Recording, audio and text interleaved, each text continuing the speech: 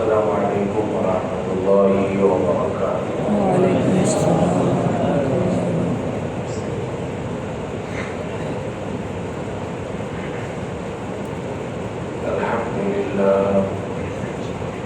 Alhamdulillah nahmaduhu wa nasta'inuhu wa nastaghfiruhu wa nu'minu bihi wa natawakkalu alayhi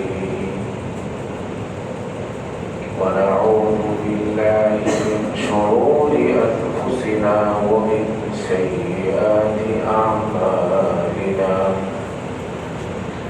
من يهده الله فلا مضل له ومن يضلله فلا هادي له ونشهد أن لا إله إلا الله وحده لا شريك له ونشهد أن سيدنا ومولانا محمدا عبده ورسوله صلى الله تعالى عليه وعلى آله وأصحابه وبارك وسلم تسليما كثيرا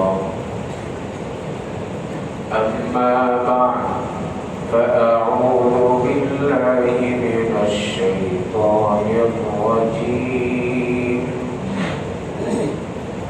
بسم الله الرحمن الرحيم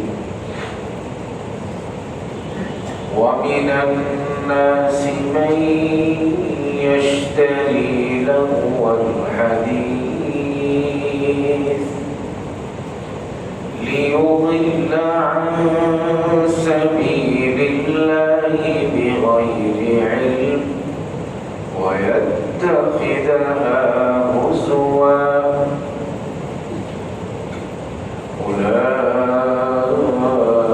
أولئك لهم عذاب مهين وإذا تتلى عليه آياتنا ولى مستكبرا كأن لم يسمعها كأن في أذنيه وقرا فبشره بعذاب أليم إن الذين آمنوا وعملوا الصالحات لهم جنات النعيم خالدين فيها وعد الله حقا وهو العزيز الحكيم خلق السماوات بغير عمد ترونها وألقى في الأرض رواسي أن تميد بكم وبث فيها من كل دابة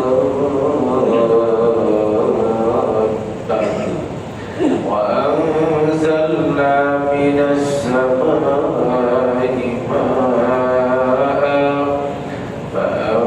فأنبتنا فيها من كل زوج كريم هذا خلق الله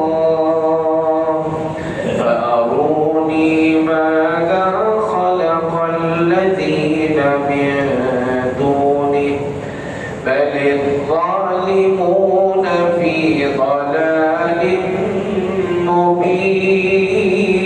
مبين ولقد آتينا لقمان الحكمة أن اشكر لله ومن يشكر فإنما يشكر لنفسه ومن كفر فإن الله غني حميد صدق الله العظيم محبت الشهد دل شريف پاٹ کری اللهم صل على محمد وعلى آل محمد كما صليت على إبراهيم وعلى آل إبراهيم إنك حميد مجيد اللهم بارك على محمد وعلى آل محمد كما باركت على إبراهيم وعلى آل إبراهيم إنك حميد مجيد اللهم صل وسلم وبارك عليه আল্লাহ তাআলার অশেষ মেহেরবানি যে তিনি আমাদের সকলকে আল্লাহর হুকুম আদায় করা আল্লাহর গোলামি করা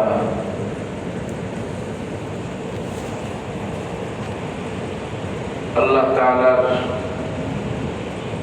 গোলামি দেখাইবার জন্য আল্লাহ তাআলা আমাদেরকে জুমার দিনে জুমার নামাজ আদায় করবার জন্য মসজিদে কদম রাখার তৌফিক দান করেছেন শুকর আদায় করে সকলেই বলি আলহামদুলিল্লাহ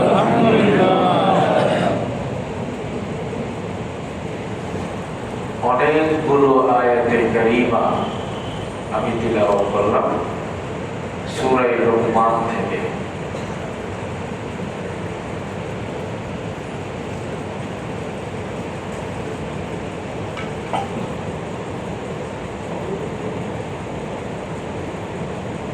মক্কার জমিনে রাসূলুল্লাহ সাল্লাল্লাহু আলাইহি ওয়াসাল্লামকে কষ্ট দিয়েছে যে সকল পাপিষ্ঠরা মক্কার জমিনে ইসলামের বিপক্ষে অবস্থান নিয়ে বিভিন্ন প্রকারের বাধা সৃষ্টি করা ষড়যন্ত্র করা ইসলামকে সামনে যেন আগাতে না পারে সে উদ্দেশ্য হাসিলের জন্য যে সকল দুষ্ট লোকেরা রাসূল পাকের সর্বোচ্চ চরম দুশমনেরা বিভিন্ন প্রকারের ষড়যন্ত্র যারা করেছে ইসলামের বিরুদ্ধে নবীর বিরুদ্ধে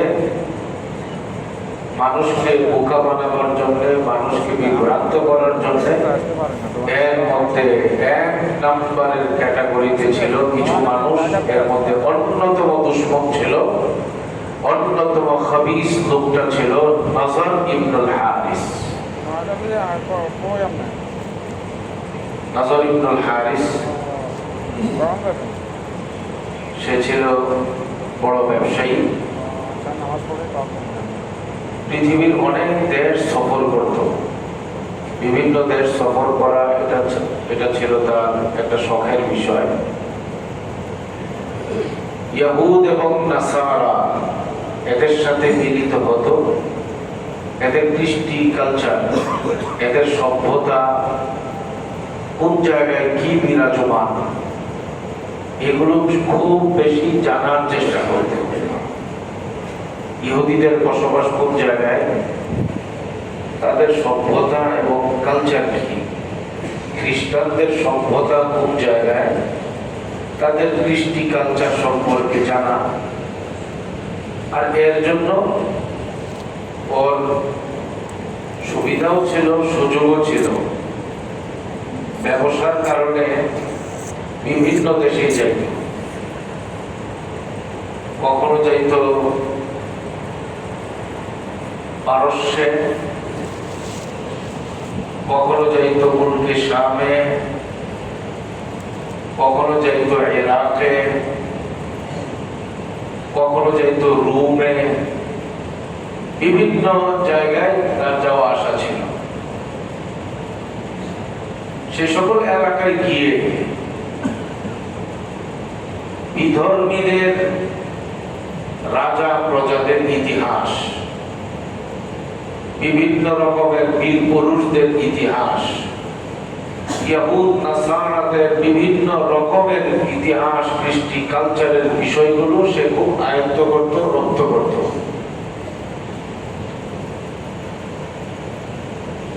মক্কা শরীফে এসে সে মজলিস কায়েম করত।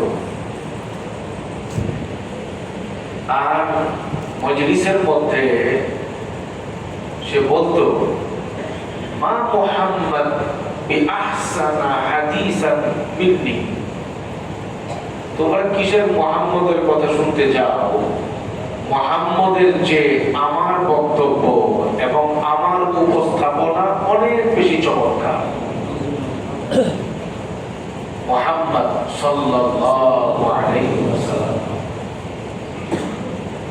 নবীকে কটাক্ষ করে জাতির সামনে হেয় করবার জন্য, ইসলামকে তুচ্ছ তাচ্ছিল্যের সাথে জাতির সামনে উপস্থাপন করবার জন্য এই শিক্ষিত লোকটা এবং এই পয়সাওয়ালা লোক, এই বিজনেসম্যান লোকটা পয়সার কামও সহ্য করতে না পাইরা সে ভিনদেশী সংস্কৃতি মক্কার মানুষকে শোনাইতো এবং সে বলতো, কার কথা শুনতে চাও? সে মুহাম্মদের কথার চেয়ে আমার কথা শোনো, আমার কথা বেশি সুন্দর।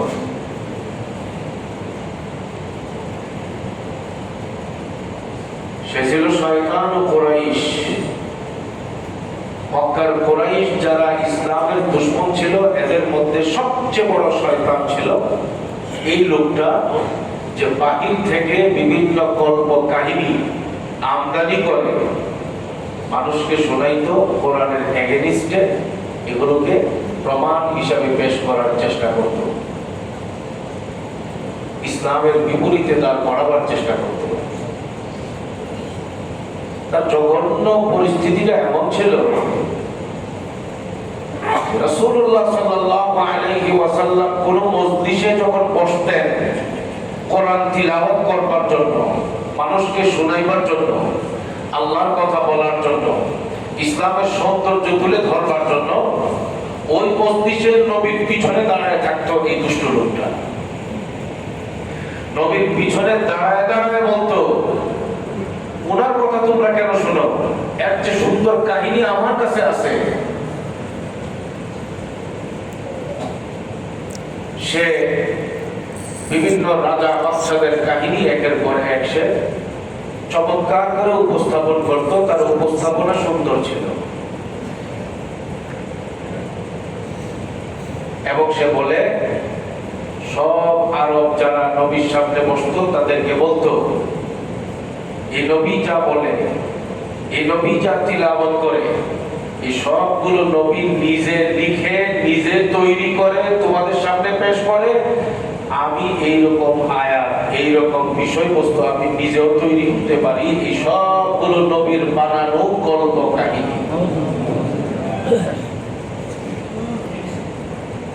আজকের এই জমানায় ইসলামের বিরুদ্ধে নতুন নতুন যে কালচার, ইসলামের বিপরীতে নতুন নতুন যে আকীদা বিশ্বাস ছড়ায় দেওয়া হচ্ছে এবং হয়, এগুলো ইসলামের বিরোধিতার জন্য নতুন কিছু না। পৃথিবীর ইতিহাসে এত বিরোধিতা আর কারোর বিপক্ষে হয় নাই আমার নবীর বিপক্ষে যা হয়েছে। পৃথিবীর ইতিহাসে কোন ধর্মের বিরুদ্ধে এত ষড়যন্ত্র হয় নাই আমার প্রিয় ইসলামের বিপক্ষে এবং বিরুদ্ধে যত ষড়যন্ত্র হয়েছে এবং হচ্ছে।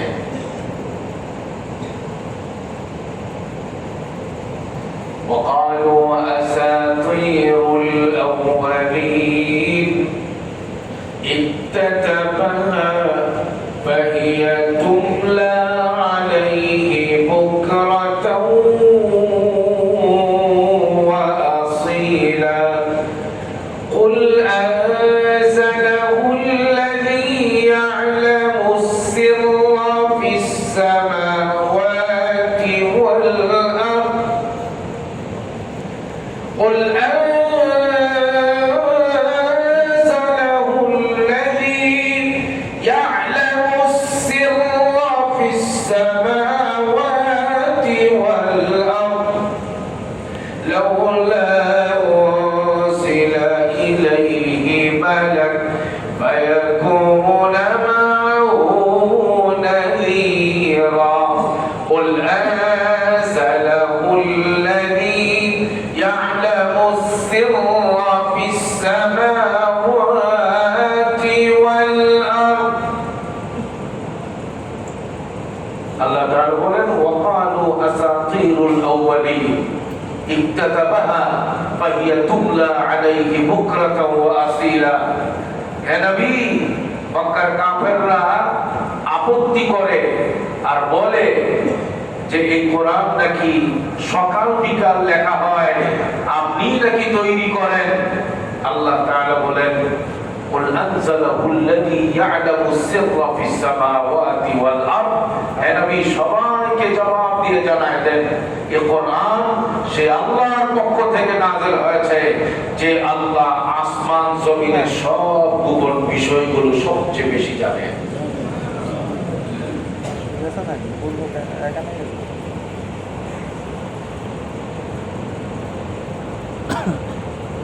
নজর ইবনুল হারিস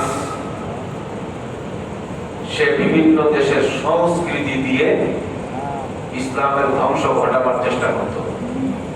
বিভিন্ন বিজাতীয় ধর্মের সংস্কৃতি দিয়ে ইসলামিক কৃষ্টি কালচারকে নষ্ট করার চেষ্টা করত। নবীর চরিত্র হননের চেষ্টা করত। নবীর উপর আপত্তি উপস্থাপনের জন্য চেষ্টা করত। সে এর জন্য বেছে নিয়েছিল সংস্কৃতি, বিজাতীয় বিভিন্ন ধর্মের সংস্কৃতিকে সে ধরে নিয়েছিল, বেছে নিয়েছিল। মানুষ যেহেতু নাচতে চায়, মানুষ যেহেতু গাইতে চায়, কথা বুঝেন না, বলেন না, মানুষ কি করতে চায়? নাচতে চায়, মানুষ গাইতে চায়। বুঝতেছেন না আপনারা? বলেন না, মানুষ যেহেতু নাচতে চায়, মানুষ যেহেতু গাইতে চায়। আমার এই কথাটা মনে হয় এই জামানের অবাস্তব কথা নাকি? মানুষ যেহেতু নাচতে চায়, মানুষ যেহেতু গাইতে চায়, এই জন্য এটাকেও সে এই রাস্তাটাকেও বেছে নিয়েছিল যে নবী থেকে মানুষকে দূরে সরানো সহজ হবে। মানুষকে যদি গানের মধ্যে মাতানো যায়, গানের আড্ডায় যদি মানুষকে বসায় দেওয়া যায়, নবী থেকে মানুষকে দূরে সরানো, ইসলাম থেকে মানুষকে দূরে সরানো, নবী এবং নবীর ইসলামের সৌন্দর্য থেকে মানুষকে দূরে সরানো সম্ভব হবে। বিভিন্ন রকমের আকথা কুকথা সব গিলায় খাওয়ানো সম্ভব হবে যদি নাচের ভিতরে লাগায় দেওয়া যায়, গানের ভিতরে লাগায় দেওয়া যায়, আর সুন্দরী রমণী যদি সামনে দিয়ে দেওয়া যায়, হা করে তাকায় খাইবো আর খাইবো, নাচবো, গিলবে, দেখবে এর ভিতরে ইসলাম নষ্ট হয়ে গেলে, নবীবাদ হয়ে গেলেও কোনো অসুবিধা নাই। এরকম চরিত্র পৃথিবীর কোন মানুষের, লক্ষ লক্ষ কোটি মানুষের কথা বলতেছি না, কিছু মানুষের আছে না নাই?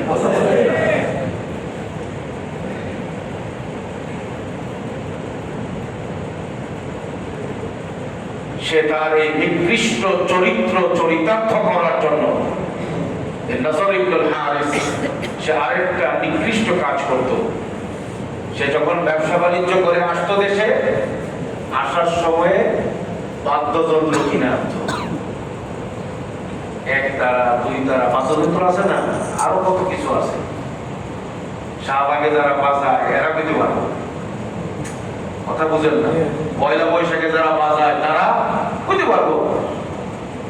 ঘরের ভিতরে যারা বাদ্যযন্ত্র দিয়ে ঘর সাজাইছে তারাও বুঝতে পারবো। আমরা কি বুঝতে পারি?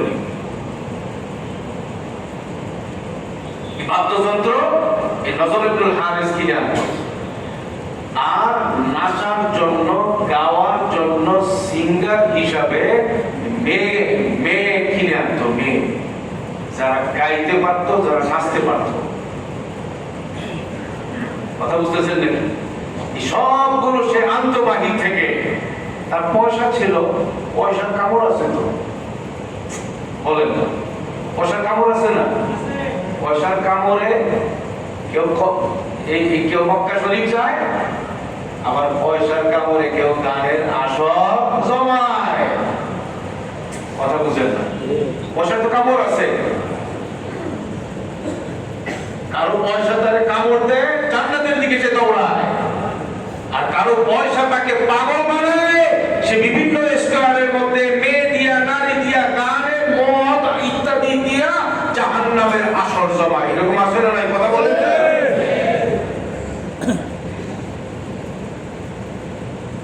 আল্লাহর মেহেরবানি, সবাই বলি আলহামদুলিল্লাহ।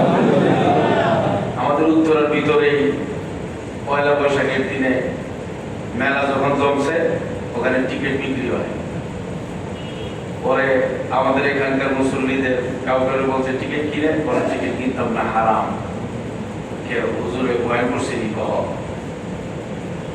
আলহামদুলিল্লাহ বলেন না? একজন ভাইও যদি এই হারাম কাজ থেকে দূরে সরছে, এটার তো সব আমরা পাবো ইনশাআল্লাহ। এই জন্যই কথাগুলো বলি।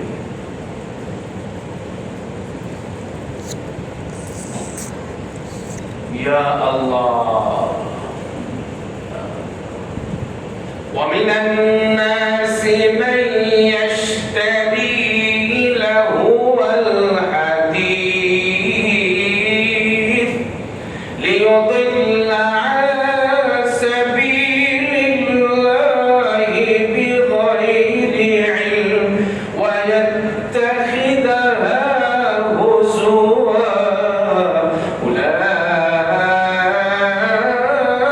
أولئك لهم عذاب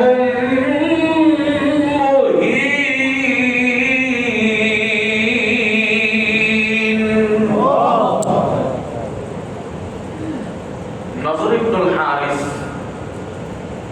কানাডার মহিলা কি সে কিনে আনতো, বাদ্যযন্ত্র কিনে আনতো। আর এনে সে গানের আসর, নাচের আসর জমাইতো। আর বলতো কোরআন তিলাওয়াতের আসরে কেন যাও, ওখানে যা মজা এর চেয়ে বেশি মজা এখানে আছে।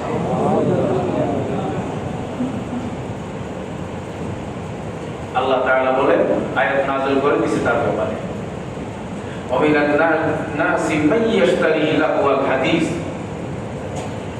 মানুষের মধ্যে কিছু কিছু মানুষ আছে যারা বাদ্যযন্ত্র কিনে আনে, যারা গান গাওয়ার জন্য মেয়ে কিনে আনে, ভাড়া করে। অনেক সময় করে না এরকম, নায়িকা ভাড়া করে আনে, গায়িকা ভাড়া করে আনে, মডেলিং করবার জন্য মডেলিং এর মেয়ে ভাড়া করে আনে। আনে কি আনে না বলেন না? আল্লাহ তাআলা বলেন, যারা গান গাওয়ার আসর জমায়, যারা নাচের আসর জমায়, যারা বাদ্যযন্ত্রের আসর জমায়, আল্লাহ বলেন কিছু কিছু মানুষ আছে তারা বাদ্যযন্ত্র খরিদ করে, গান বাজনার জন্য নারীদেরকে খরিদ করে। উদ্দেশ্য হলো লিউদিল্লা আন সাবিলিল্লাহি বিগাইরি ইলম, মানুষকে আল্লাহর রাস্তা থেকে দূরে সরানো। মানুষকে বলেন না, মানুষকে আল্লাহর রাস্তা থেকে গুমরা বানায়া পথচ্যুত করা, এটা হলো তাদের উদ্দেশ্য। ওয়ায়াত্তাখিদাহা হুজুয়া, আল্লাহর রাস্তা, আল্লাহর দ্বীন, আল্লাহর কোরআনকে উপহাস আর তামাশার পাত্র বানানো হলো তার উদ্দেশ্য। নজর ইবনুল হারিস কি বলবো রে ভাই, ডবল ডবল সার্টিফিকেট অর্জন করছে যারা, এর বাইরে আমরা কেমনে কথা বলি? বাংলাদেশে বহু মানুষ এরকম ভাইরাল মানুষ আছে, বলে আমি কওমি মাদ্রাসায়ও পড়ছি, আমি আলিয়া মাদ্রাসায়ও পড়ছি, আমি আলিয়া মাদ্রাসারও আলেম, আমি কওমি মাদ্রাসারও আলেম।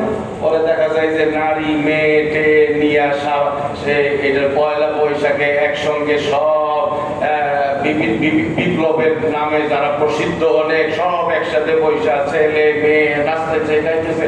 আবার যেখানে যেখানে যাওয়া বলা দরকার গিয়ে বলে যে আমি কওমি মাদ্রাসারও আলেম, আমি আলিয়া মাদ্রাসারও আলেম। এরকম হাজার খানেক সার্টিফিকেট আপনার বাইরে দিয়ে আপনি ঝুলায় রাখেন না। আপনার কথার দ্বারা যদি ইসলাম প্রতিষ্ঠিত না হয়, আপনার আমলের দ্বারা যদি ইসলাম প্রতিষ্ঠিত না হয়, আপনার এই ইলম অর্জন না করাটা আপনার জন্য বেশি দরকার ছিল। এই পড়াশোনাটা আপনার না করার দরকার ছিল। এই পড়াশোনাটাকে আপনি গোমরাহি ছড়াবার মাধ্যম বানিয়েছেন। কথা বুঝতেছেন নাকি? এক একটা মঞ্চ বানাইবেন, নাম দিবেন বিপ্লবের মঞ্চ, অমুক মঞ্চ, ইসলামের মঞ্চ, আর সেই মঞ্চকে আপনি মাধ্যম বানাবেন বেহায়াপনা ছড়াবার জন্য, বিজাতীয় সংস্কৃতি ছড়াবার জন্য। মনে রাখতে হবে, হাজার হাজার নারী পুরুষ যারা ইসলামের নামে অনিসলামের দিকে যাবে, যারা মাধ্যম হবে, তাদের পরকালে প্রত্যেকটা গুনার জন্য আল্লাহর সাথে দাঁড়াতে হবে। মাথায় রাখতে হবে, এত সহজ না। ইসলামের নামে মঞ্চ কায়েম করে দেবেন, অমুকের নামে মঞ্চ কায়েম করে দেবেন, শরীয়তের নামে মঞ্চ কায়েম করে দেবেন, আর বেপরদা নারীদেরকে নিয়ে মেয়েদেরকে নিয়ে ইসলামের নাম আর লেবেল দিয়ে যা খুশি তা করে দেবেন। ইসলাম যেটা বলে নাই, নবী যেটা করে নাই, আল্লাহ যেটা করতে বলে নাই, আল্লাহ যেটা করতে নিষেধ করেছেন, এর বাইরে গিয়ে যত বড় সার্টিফিকেটধারী ব্যক্তিরাই যত কিছুই করো, এটা করা যাবে না। এটা যে করবে এটা হারাম। বলে এটা যে করবে সেটা কি হারাম।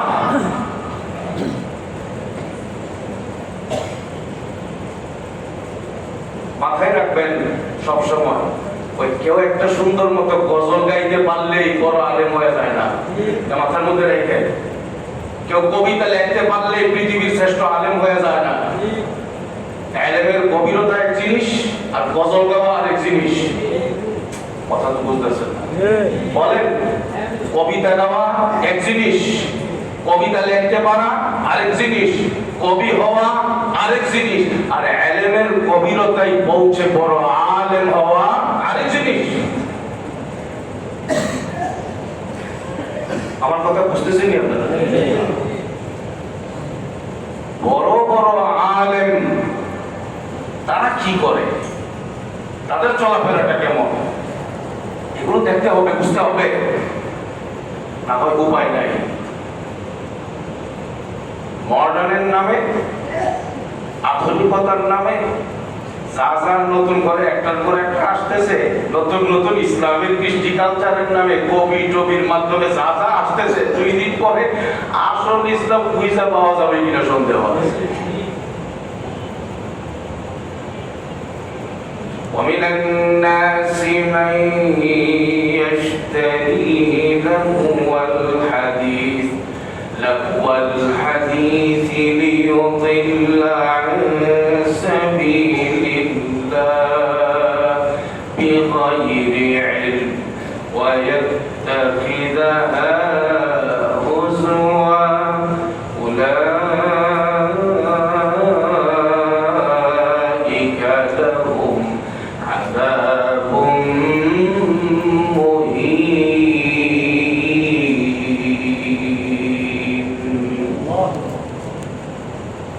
যারা ইসলামের বিরুদ্ধে অবস্থান নেয়, আল্লাহর বান্দাদেরকে আল্লাহর পথ থেকে বিচ্যুত করবার জন্য ষড়যন্ত্র করে, আর বাদ্যযন্ত্রের পথকে যারা বেছে নেয়, গান আর নাচের পথকে যারা বেছে নেয়, আল্লাহ বলেন উলাইকা লাহুম আযাবুম মুহিন, লাঞ্ছনাদায়ক শাস্তি তাদের জন্য রয়েছে।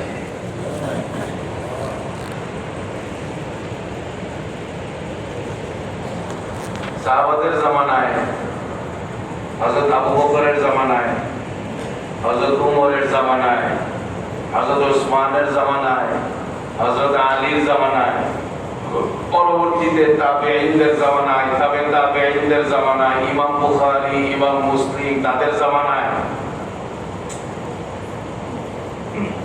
হিজরতের প্রথম দিন যেটা কোন মাস থেকে শুরু হয় বলেন না? মুহররম। হিজরতের প্রথম যে দিন, ওই দিনে আবু বকর রাদিয়াল্লাহু আনহু, ওমর রাদিয়াল্লাহু আনহু, সাহাবা আজমাইনরা রেলি বের করছেনি? বলেন না, রেলি বের করছে? ইমাম বুখারী রেলি বের করছে? আরে দ্বীনের খেদমত করতে করতে টাইম নাই। কে বলে ছেলে মেয়ে এই সেই নিয়া রেডি বের করা, এই করা সেই করা, নতুন নতুন কত কিছু সামনে দেখা যাবে। ভাই কথা একটাই, আল্লাহ, রাসূল, সাহাবা, এই তিনটা বিষয়কে সামনে রাখলেই দুনিয়ার সব ফিতনা থেকে বাঁচা এবং মুক্ত থাকা সহজ হয়ে যাবে। বলেন আল্লাহ, রাসূল, সাহাবা। বলেন আল্লাহ, রাসূল, সাহাবা। বলেন আল্লাহ, রাসূল, সাহাবা। কোরআন রাখবো সামনে, হাদিস রাখবো সামনে, আর হাদিস বুঝার জন্য, নবীকে বুঝার জন্য নবী দিয়ে গেছেন নবী তৈরি করা জামাত। তারা হলেন কারা? সাহাবা। এই তিন বিষয়কে সামনে রাখলে দুনিয়ার কোন ফিতনা, ইসলাম অনিসলাম যত নামে আসুক, এই ফিতনা থেকে বাঁচা সহজ হয়ে যাবে। এই জন্য এই বিষয়গুলো সামনে রাখা। কত কষ্টের বিনিময়ে ইসলাম আমাদের কাছে আসছে, এই ইলম কত কষ্ট করে এই ইলম আমাদের কাছে আসছে। এই ঈমান এর জন্য কত বিসর্জন দিতে হয়েছে, হ্যাঁ, কত বিসর্জন দিতে হয়েছে। হযরত সুহাইব রুমি রাদিয়াল্লাহু তাআলা আনহুকে মক্কার কাফেররা আটক করছে, ওনাকে মেরে ফেলবে, শহীদ করে ফেলবে। উনি বলছেন যে আমি তো তোমাদের এলাকার লোক না, আমি তো ভিনদেশী মানুষ, আমি তোমাদের কোনো ক্ষতি করবো না। একটা প্রস্তাব দেই, কেমন লাগে দেখো তো। কি? আমার যত টাকা পয়সা সহায় সম্পত্তি আমার সঙ্গে বিদেশি মানুষ যা আছে আমার কাছে সব তোমরা নিয়ে খায় ভালো, বিনিময়ে আমার জান, আমার ইসলামটাকে তোমরা নিরাপদ করে দাও। আমি আমার ইসলাম চাই, আমার টাকা পয়সা যা আছে সব নিয়ে যাও। আপনারা বলো তো, দারুণ কথা, কথাটা বুঝেন নাই? পেট পূজারি তো, দারুণ কথা। ওনার কাছ থেকে টাকা পয়সা সহায় সম্পত্তি সব নিয়ে নিল, আর ওনাকে মুক্ত করে দিল, ছেড়ে দিল।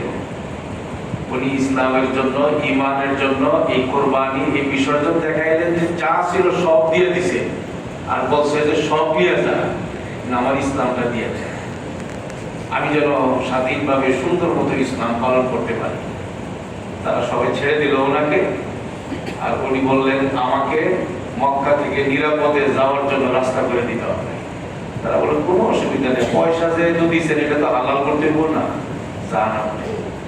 মদিনায় গেছে সুহাইব রুমি, হযরত আবু বকর আর ওমর রাদিয়াল্লাহু আনহুমা দুইজনে ওনাকে খুব উষ্ণ সংবর্ধনা দিলেন, আর বললেন যে তোমার ব্যাপারে তো আয়াত নাযিল হয়ে গেছে।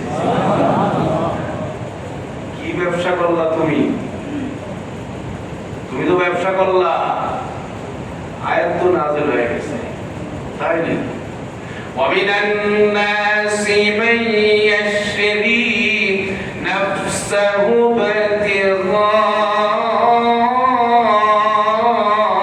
ابْتِغَاءَ مَرْضَاتِ اللَّهِ وَاللَّهُ رَءُوفٌ بِالْعِبَادِ।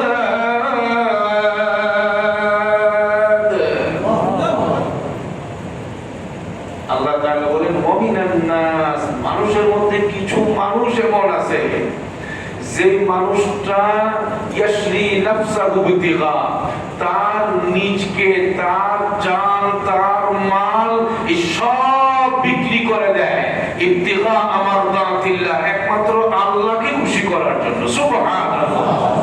এই আয়াত নাযিল হয়েছে হযরত সুহাইব রুমি রাদিয়াল্লাহু তাআলা আনহুর যে ব্যবসা, এই ব্যবসায় উনি কামিয়াব হয়ে গেছে, ওনার টাকা পয়সা সব দিয়ে দিয়েছে খুশি করাইবার জন্য। কাকে খুশি করাইবার জন্য? আল্লাহকে খুশি করাইবার জন্য দিয়ে দিয়েছে। ওনার ক্ষতি হইল না লাভ হইল? মোটামুটি লাভ না সর্বোচ্চ লাভ। কোরআন শরীফে ওনার ভূয়সী প্রশংসা করে আয়াত নাযিল হয়েছে। এর চেয়ে বড় লাভ পৃথিবীতে আর কিছু আছে?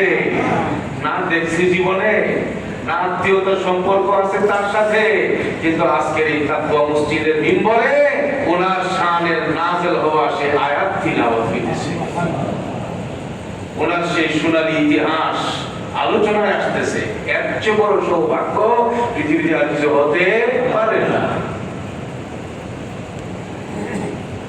আল্লাহ আল্লাহ আল্লাহ। বুখারী শরীফে হাদিস আছে, قال رسول الله صلى الله عليه وسلم لا يكونن من أمتي أقوام يستحلون الحرى والحرير والخمر والمعازف। রাসূল পাক সাল্লাল্লাহু আলাইহি ওয়াসাল্লাম বলেন, আমার উম্মতের মধ্যে